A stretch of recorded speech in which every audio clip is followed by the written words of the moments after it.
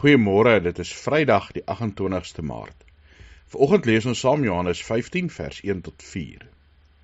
Hier skryf Jesus: Ek is die ware wingerdstok en my Vader die boer. Elke loot in my wat nie vrugte dra nie, sny hy af, maar elkeen wat vrugte dra, snoei hy reg, sodat dit nog meer vrug kan dra. Julle is al reeds reg gesnoei deur die woorde wat ek vir julle gesê het. Julle moet in my bly en ek in julle. 'n Loot kan nie uit sy eie vrugte dra, as hy nie in die wingerdstok bly nie. So julle ook nie, as julle nie in my bly nie. In aansluiting by ons gelykenis oor die vyeboom wat nie vrug gedra het nie, en die boer of tuinier wat sê, kom ons spit om hom, kom ons gee meer kunsmis, kom ons gee hom nog 'n jaar. Christus is die bron van ons lewe en ons krag, die bron van die vrug wat ons dra in ons lewens. Die belangrikste is dat ons aan hom gekoppel sal wees. Ja, soos lote in 'n wingerdstok vas is, en dan vrugte dra, druiwe dra, dat dit gesny kan word en geoes kan word, en kan vreugde gee vir die mense wat dit gebruik. So moet ons vrug dra vir God. So is ons geroep om ook in die wêreld 'n verskil te gaan leef.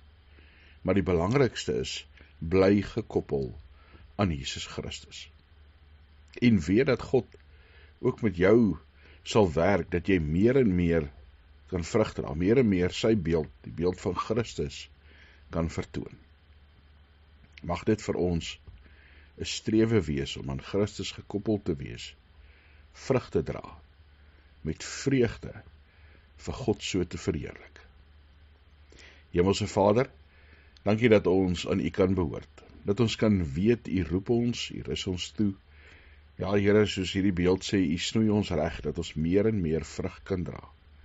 Mag ons lewens 'n dankbare lofoffer aan U wees. Ja, Here, 'n dankbare geskenk wees vir die genade wat ons by U ontvang het. Mag ons altyd deur die Gees styf vashou aan Jesus Christus.